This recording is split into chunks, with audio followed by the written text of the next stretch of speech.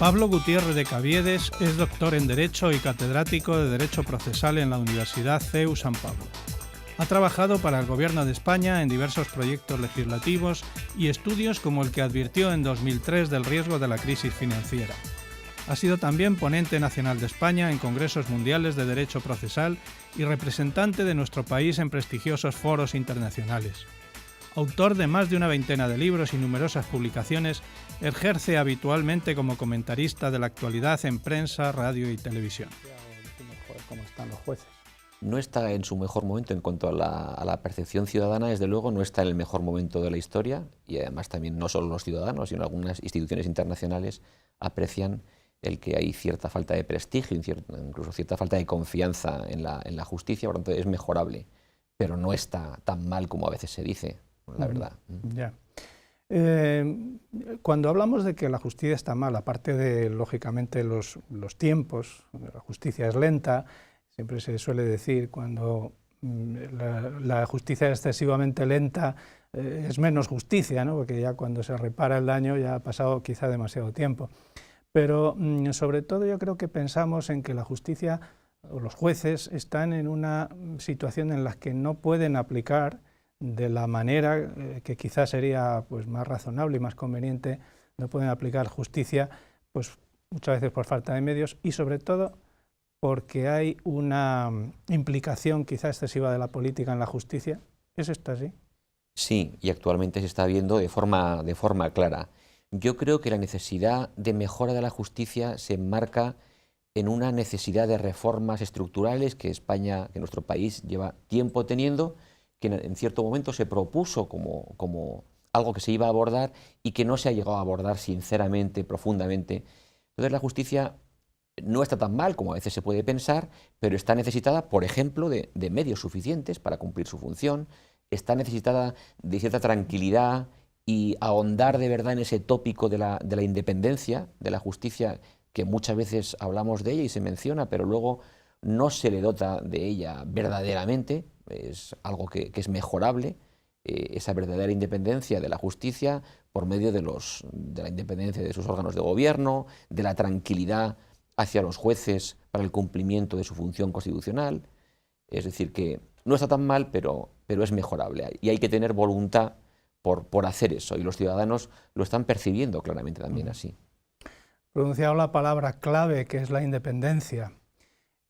¿Cómo los ciudadanos normales nos preguntamos, los que no entendemos nada de estos temas jurídicos, nos preguntamos cómo puede ser independiente una justicia cuando sus órganos de gobierno están nombrados por los poderes públicos, políticos? Hablamos de poder legislativo, ejecutivo y judicial, tres poderes teóricamente independientes, pero vemos que la dependencia de unos sobre otros es bastante evidente muchas veces. Bueno, el poder ejecutivo y el poder legislativo tienen una naturaleza política clara, pero el poder judicial le vemos en un ámbito más técnico, ¿no? Pero vemos que al final la política, el largo brazo de la política llega hasta ahí también. ¿Cómo se puede estar en una situación de independencia cuando hay esa situación de dependencia, de nombramiento, como decía, de órganos de control de los jueces? Pues difícilmente, no se facilita. Es decir, y los ciudadanos, usted decía, claro, los ciudadanos que no entendemos de esto, yo creo que el ciudadano sí entiende, y es importante también atender a las preocupaciones de los ciudadanos y atender a una necesidad de claridad, de verdad. Entonces, puede ser un juez o un poder judicial o una justicia independiente cuando o sea, cumplir bien su función cuando no es tan independiente porque los órganos de gobierno de la judicatura no tienen esa independencia. Pues es difícil. Yo creo que hay que ser honesto, con los hechos históricos y saber lo que ha pasado a lo largo de la historia en nuestro país. Tenemos instaurado desde el año 78 un sistema constitucional de libertades. Un Estado de Derecho democrático y de libertades basado, como todas las demás constituciones, en la separación de poderes. Es decir, los propios padres de la Constitución norteamericanos, en Francia, en los grandes países del mundo, cuando se piensa en un Estado y en una Constitución, se piensa sobre todo en eso que estaba mencionando, en la separación de poderes. Es decir, en un sistema que los anglosajones llaman de checks and balances, de controles, contrabalances. Es decir, que si permitimos que un poder se expanda y, por así decir, ocupe el lugar de otro, meta su larga mano en el ámbito de otro, empieza a no haber una división de poderes y, por tanto, un verdadero Estado de Derecho. También hay que decir que los jueces, al final, la independencia se predica de todo el poder judicial en su conjunto, pero también la verdadera independencia es la situación que tiene cada juez, él solo, en el momento de decir el derecho, en el momento de resolver un conflicto, en el momento de ejercer su jurisdicción, el hacerlo solo sometido a la ley, exclusivamente sometido a la ley, no dependiendo de nada ni de nadie, salvo de la ley a la que está plenamente sometido. Eso también es la independencia. Y entonces, en ese sentido, yo creo que los jueces entran en la carrera judicial y ejercen su función de esa manera. Quizá eso lo vamos haciendo más complicado conforme vamos subiendo en el escalafón judicial y en órganos de mayor altura, por así decir, aunque cada juez tiene la misma altura esté donde esté, ¿no? Ninguno depende de otro y ninguno le puede dar instrucciones a otro.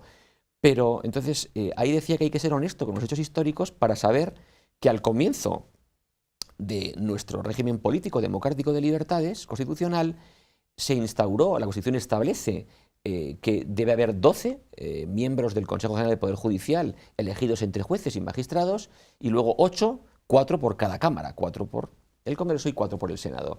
Y en la transición, la UCD, y en concreto promovido por un ministro de Justicia que era catedrático de la universidad donde yo trabajo, de la Universidad CEU San Pablo, el ministro de Justicia Íñigo Cabero, promovió una ley en la que en realidad se cumplía ese espíritu y la letra de la Constitución en el sentido de entender que 12 iban a ser elegidos por los propios jueces y otros 8 por el Parlamento. Es decir, la justicia tampoco es solo cosa de jueces, también están los ciudadanos, también están los abogados, los procuradores, los profesores. Entonces se quería integrar otras sensibilidades y por eso hay otros 8 elegidos, pero 12 entre jueces y magistrados, y así se aprobó una ley orgánica del Consejo del Poder Judicial, en que los jueces, en voto personal, secreto, directo, elegían a esos 12 jueces. Hay un momento, y hay que recordarlo, con espíritu positivo, con espíritu constructivo, pero hay un momento en que ese régimen se hace desaparecer y se hace que los 20 miembros del Consejo del Poder Judicial sean elegidos todos por los partidos políticos. Los partidos políticos son una institución muy positiva, necesaria en una democracia. Son el modo de canalización de la participación política, de la opinión de los ciudadanos en democracia. Sí, pero no deben ocuparlo absolutamente todo tampoco. Debe haber un margen para la vida social, para la vida ciudadana o para, en este caso, para la elección por los propios jueces de algo que tiene mucho que ver en la justicia y en su propio trabajo diario. Ese régimen se hace desaparecer y se hace elegir todo por lo... Incluso en aquel momento hubo quien se lo tomó a broma. Un vicepresidente del gobierno con mucha gracia, con gran genio político, que se tomó a broma que Montesquieu había muerto. Cuando le dijeron, hombre, pero la división de poderes, Montesquieu, dijo, Montesquieu ha muerto. Y es todo aquello de lo cual, en cierto modo, todavía seguimos viviendo o arrastrando, pues de que el que se mueve no sale en la foto, y estas cosas que también hay que decir que a día de hoy a esta persona ha habido que recurrir en más de una ocasión en situaciones mucho más tristes y más graves políticamente para que pusiera pie en pared o un poco de orden en su partido. Pero está claro que independencia absoluta ahora mismo no existe. Y cuando se produce esa situación de acaparación del sector político sobre la justicia a la hora de elegir sus órganos de gobierno, por parte de la judicatura, ¿qué sucede? Porque es que a veces tenemos la impresión de que los jueces no están excesivamente disconformes cerca de la política o al lado de la política. Hemos visto incluso casos de jueces que directamente han entrado en la política. Yo no sé si hay ahí una pequeña raya de separación que a veces hace que esa división entre política y justicia a veces no esté demasiado clara. No lo sé. En ese momento en el que usted ha planteado, cuando el nombramiento de esos órganos de control de la institución del Poder Judicial pasan enteramente, se hace cargo el sector político, ¿qué sucede por parte de la judicatura? ¿No hay una oposición frontal? ¿No? A la judicatura, podemos decir, simplificando y resumiendo, y para que se nos entienda, no le agrada ese sistema, lo ha ido reiterando, repitiendo periódicamente, es más, se han hecho hasta elecciones simbólicas por parte de los jueces a modo de protesta para decir, nos gustaría que hubiera este sistema, nos gustaría que hubiera un sistema en que nosotros pudiéramos elegir los miembros del Consejo del Poder Judicial que la Constitución establece, que son los 12 de extracción judicial. También es verdad que el juez mayoritariamente cumple su función, aplica el derecho y sabe que su ámbito no es el de la política, que es un ámbito muy noble y necesario, pero que el ámbito de la jurisdicción es un ámbito distinto del de la administración y del de la política. Ciertamente también ha habido personas que han pasado de la justicia a la política, incluso luego han vuelto a la justicia. Es un ámbito, es una cuestión que hay que atender, yo creo que algo más profundamente, algo más despacio. Son ámbitos muy nobles, pero muy distintos. Yo particularmente he desarrollado parte de mi vida en uno y luego en otro, y luego en uno distinto, pero creo que deben ser ámbitos cuya separación esté clara. Si yo quiero cambiar la sociedad, mi ámbito es la política, no la justicia. La justicia es aplicar el derecho, es decir el derecho, es resolver conflictos con vistas a la paz social, al orden, con base en una ley ya establecida. Si yo lo que quiero es cambiar la ley, mi ámbito es la política. Entonces, tiene cierto problema, y casos hay sonados y conocidos por todos, que han planteado problemas, sobre todo cuando uno hace un ajuste de cuentas o cumple su función en uno de los ámbitos con base en lo que ha conocido en el otro. Si yo soy juez y dejo la judicatura, pero me voy a la política, y luego por mi descontento profundo con la política, por lo que sea, porque no se me ha nombrado lo que yo quería, o porque no me gusta cómo funciona el partido al que yo me he incorporado, o lo que sea, vuelvo a la justicia.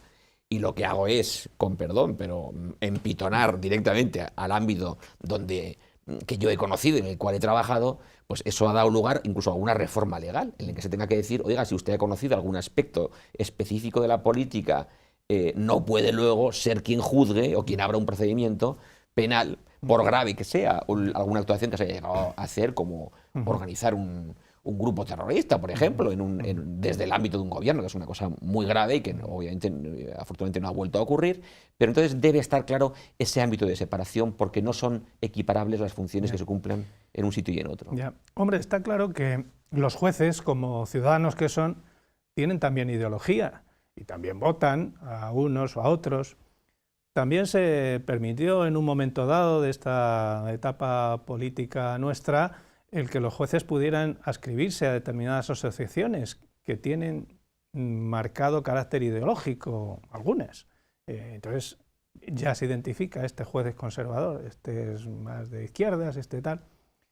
O sea, el juez ya está significado políticamente, con lo cual, bueno, pues esos planteamientos que usted hacía es verdad, pero a veces... hombre, la ley tiene que estar muy clara para que podamos aplicarla de una manera lo más aséptica posible, con independencia de nuestra propia ideología.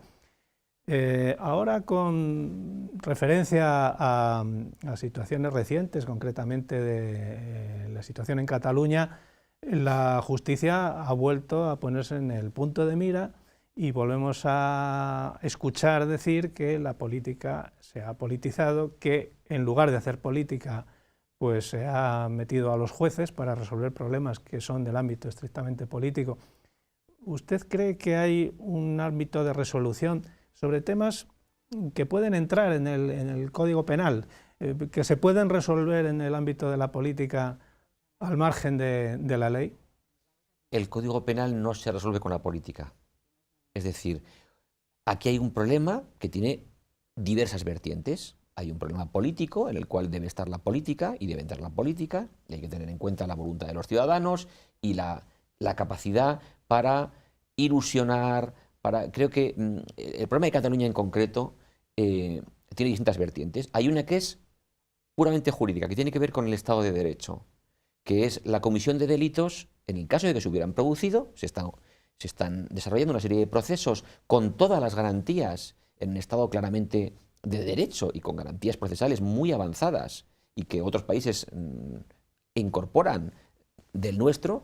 Vale, esa es una primera vertiente, que es la puramente jurídica, la penal, que el Estado no puede dejar de aplicar y un gobierno no puede incidir en la justicia para que no se aplicaran. Es decir, España es un país un Estado de Derecho, es un país civilizado. Nadie desde un ámbito político, por ejemplo, un expresidente de la Generalitat no puede pedir una negociación a un presidente del gobierno nacional o estatal para que no se aplique el Código Penal, para que no se aplique la ley, o tener un proceso con garantías cuando eso se interpreta o se entiende o se pretende vender como que a mí no se me aplique la ley. Mire, oiga, vamos a no tomar el pelo a los ciudadanos. Eso sería lo más político. Eso sí que sería un proceso político, aquel en el que alguien, justamente por su función política, no se le aplica la ley. Es que usted no es más ni menos que cualquier otro ciudadano.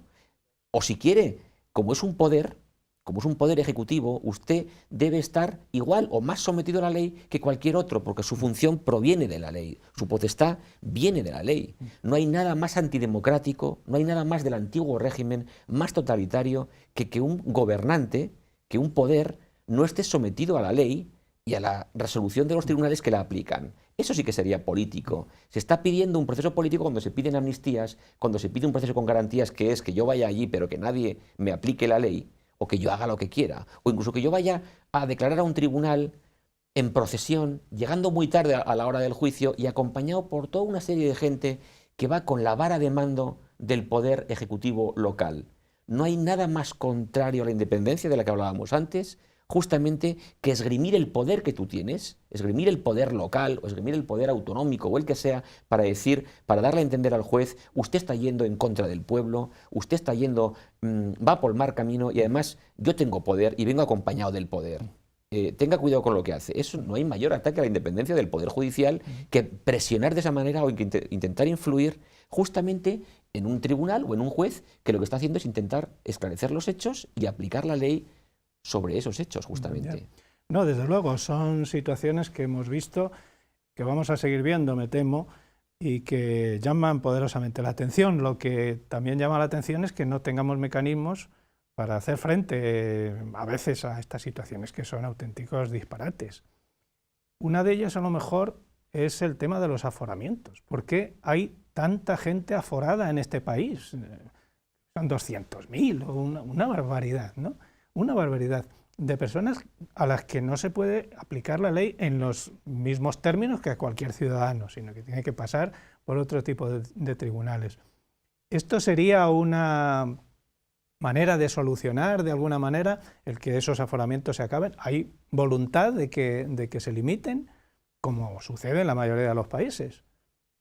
Pues eso entra dentro de un ámbito de medidas que yo en concreto hace años ya he propuesto, un conjunto de medidas necesarias para la regeneración democrática de España, de reformas estructurales, esta en concreto en el ámbito de la justicia, que es una de tantas. Es decir, cuando hemos pasado un momento de crisis económica y social muy grave, donde muchas familias lo han pasado muy mal, donde esa crisis, que al final ha sido una crisis inicialmente ética, que se llega a plasmar en una crisis económica, luego una crisis social, que provoca una crisis política, institucional y hasta nacional.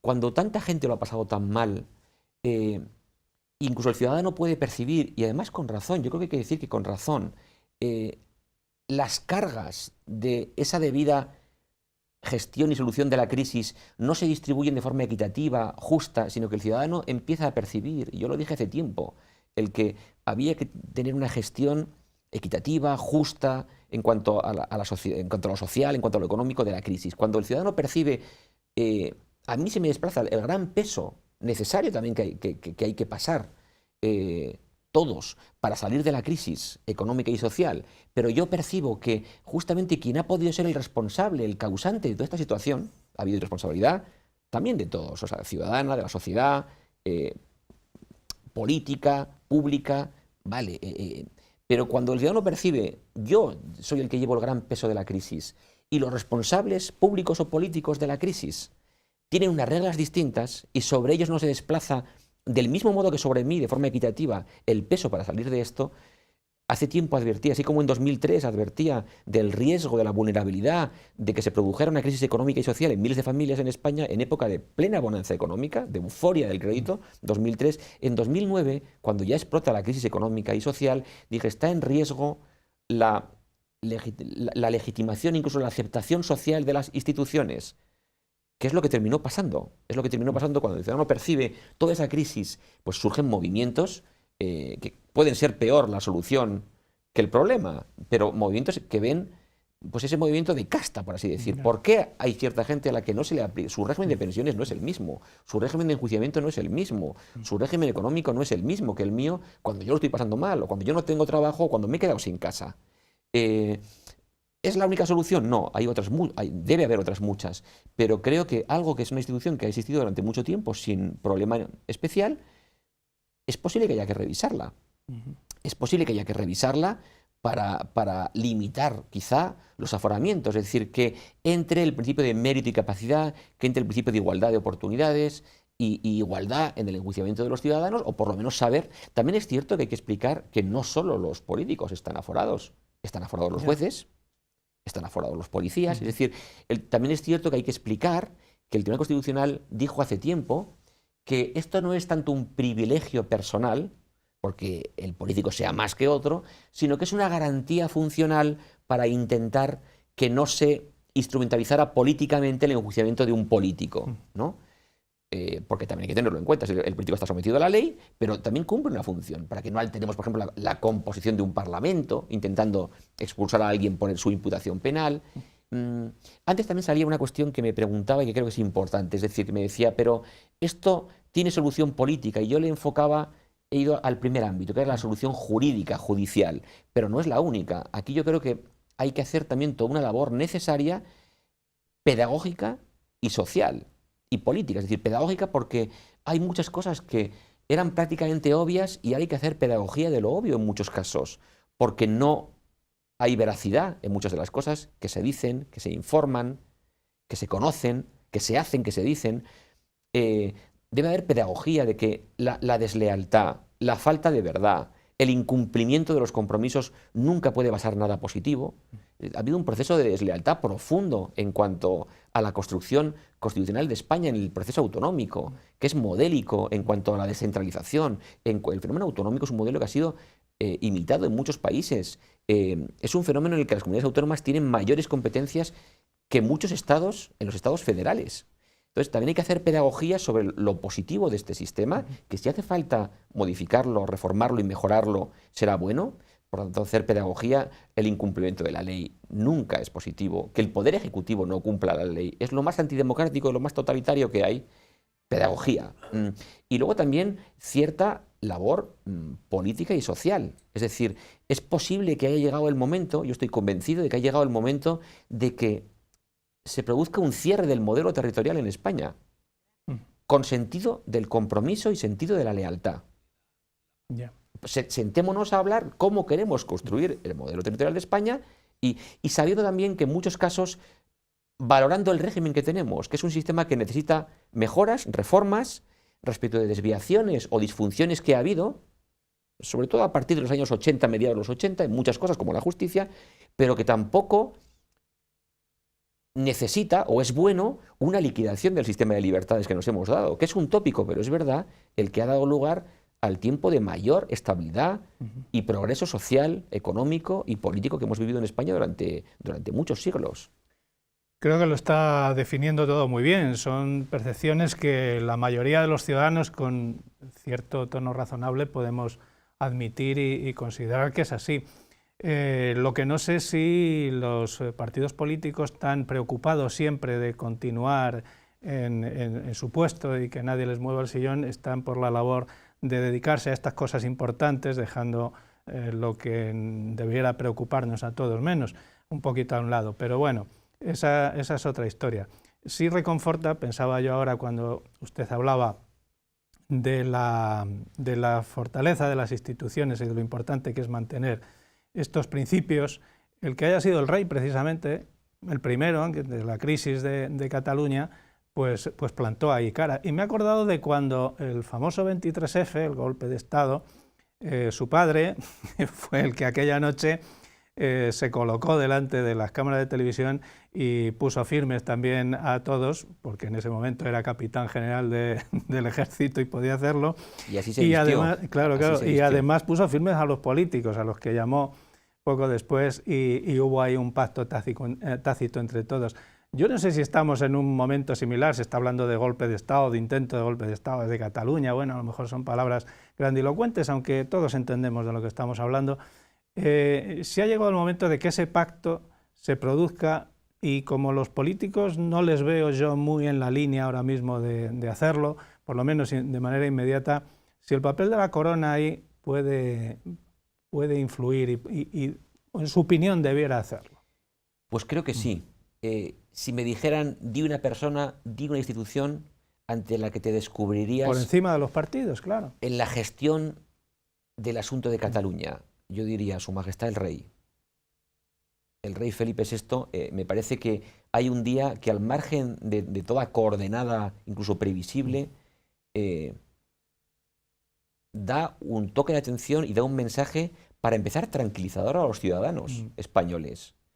Y muy claro, muy respetuoso, prudente y elegante, pero claro. Es decir, que como en su momento ciertamente pudo hacer su padre en el golpe de Estado del 23F, en el que se viste de capitán general y lanza un mensaje claro, desautorizando cualquier otra interpretación o actuación en su nombre o distinta de esa. Entonces me parece que la actuación del rey fue muy importante, y a su vez creo que también va a ser importante la actuación de la sociedad, de las instituciones, de las personas, de las organizaciones sociales. Estamos en un momento...